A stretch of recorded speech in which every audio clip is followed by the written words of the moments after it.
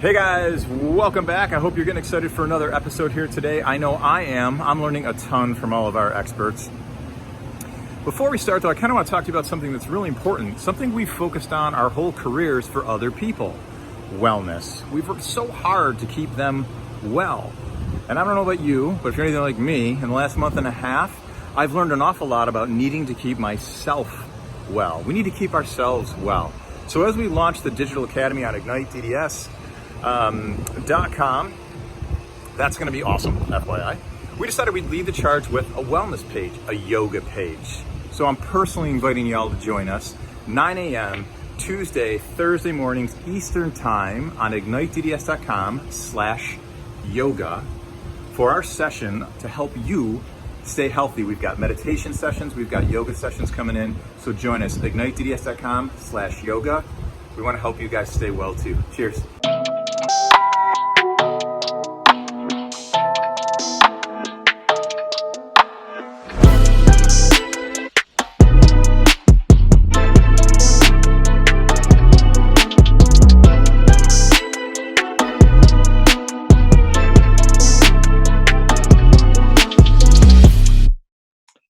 Hey everyone, it is Kevin Henry, the co-founder of Ignite DA and the editor-in-chief for drbicuspid.com. Honored today to be joined by a good friend and one of the knowledgeable experts out there whenever it comes to HR in the dental industry, and that is Tim Twigg of Bent Erickson. Tim, how are you today? Hey, I am great. Thanks for having me.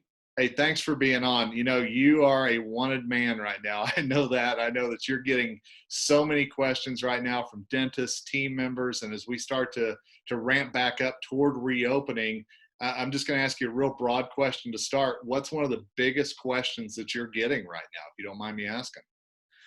Well, I think the biggest question is really wrapped up in the challenge that most dentists and dental offices and even team members for that matter are just wrestling with.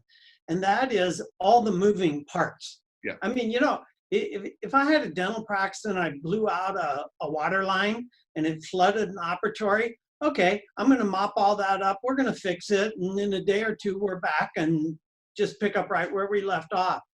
And at this point, we've got state and local mandates, you've got CDC guidelines, you've got OSHA guidelines, you've got ADA guidelines, you've got FFCRA, you've got the CARES Act, you've got all the unemployment wrinkles, you've got EIDL loans, PPP forgiveness. And then there is this reopening.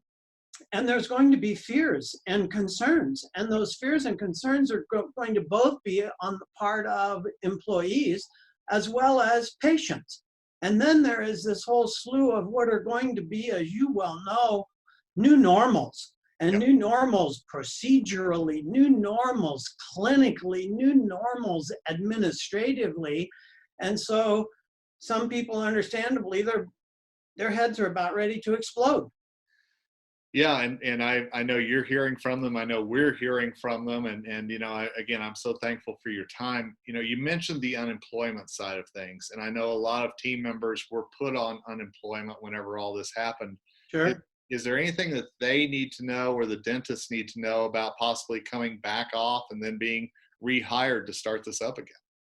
Yeah, sure. Let me rewind and we'll just do a tiny bit of norming relative to unemployment. So unemployment is run individually by every single state. Every state has their own formulas, their own calculations for determining eligibility and determining how much someone gets.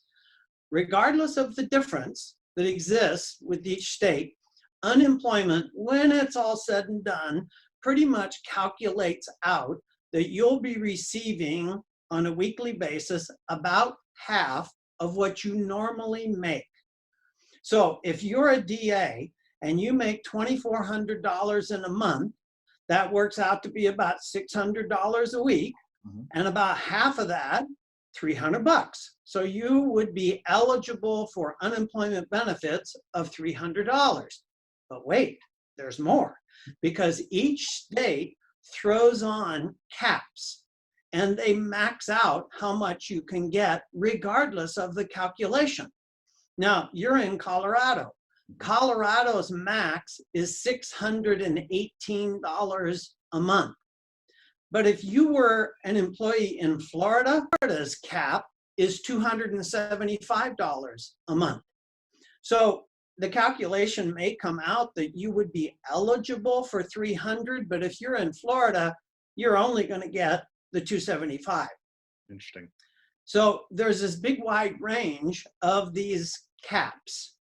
Now, as you know, in the CARES Act was built in this additional $600 that would go to employees. I refer to it kind of as a kicker. So if you were in Florida and the calculation was $275, then they add this $600 to it, and you would be getting $875. Now, if you're in Colorado, where I said the max is 618, but the calculation turns out to be 300 in Colorado, you're only going to get the 300 because that's where it maxes. But then we add the 600, so in Colorado, I could be getting 900. There are a lot of dentists in particular that were like freaking out about this. It's like, oh my gosh, this is almost like encouraging people to be on unemployment because they're potentially making more money on unemployment than they would make if they were working. Yes, to a degree, the calculation kind of reflects that if you just take a real upper level cut at it. But you have to remember that there's a waiting period for unemployment in most states, and it's anywhere from 1 to 2 weeks.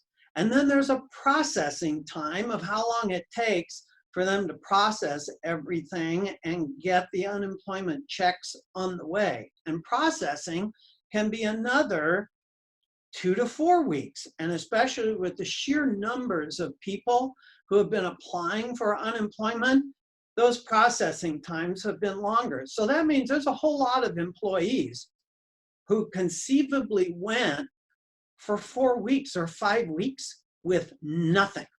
And so now this extra $600, when I look at it from that perspective, I don't go, oh, this isn't highway robbery. Holy cow, this is just trying to catch up a little bit and support people getting whole in terms of income.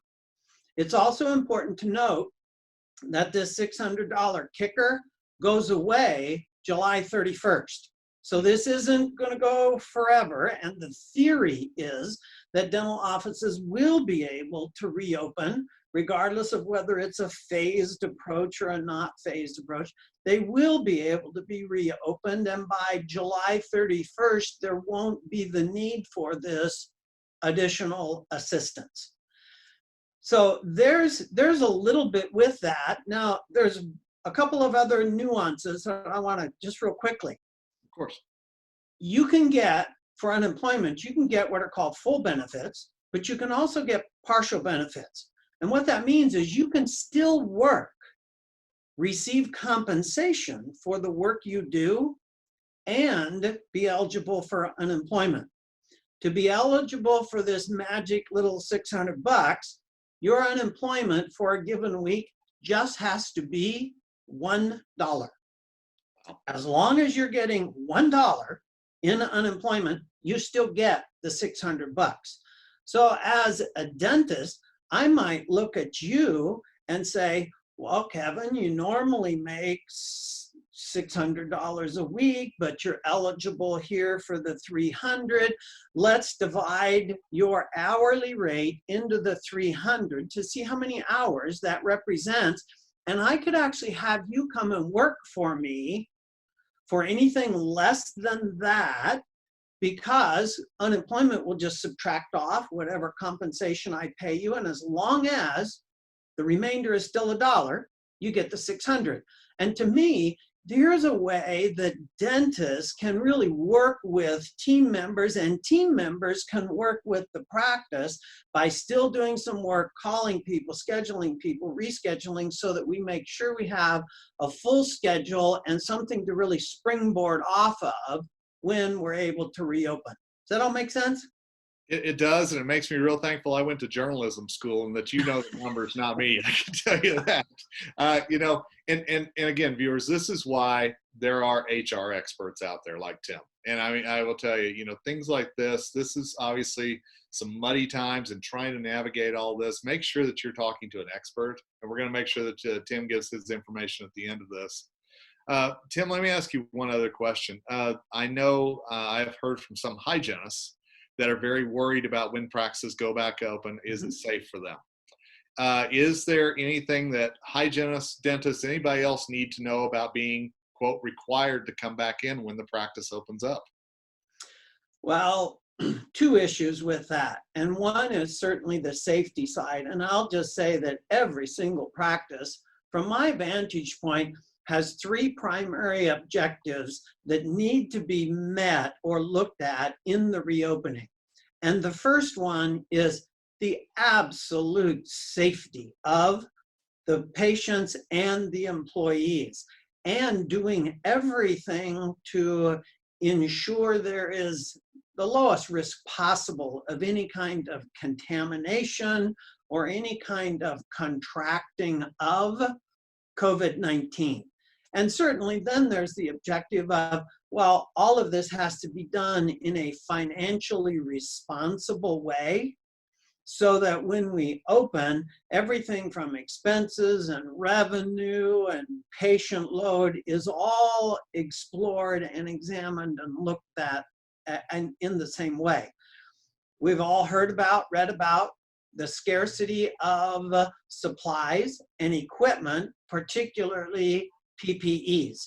And so this is where a dental office is really going to have to, again, one of these other moving parts to make sure that all the bases are being covered when they go to open up. It's not going to do a whole lot of good to say, woohoo, we're open, and we don't have the supplies or we don't have the PPEs. Or to say, woohoo, we're open and we've got all our supplies and our equipment, but we don't have any patients because we haven't been communicating with them about some of these issues and ways to feel confident and safe that we're taking into account their health, safety, and well-being. On the clinical side, and you and I well know all kinds of colleagues we have that are the really brainiacs when it comes to OSHA and things like that. So the whole issues of aerosol, the whole issue of then masks, the whole issue of negative pressure rooms, the whole issue of, higher pressure evacuation systems to keep that risk of aerosol and contamination down. There's issues about how much time it's going to take now before and during and after treatment to ensure that whatever these new normals are and safety issues are taken into account.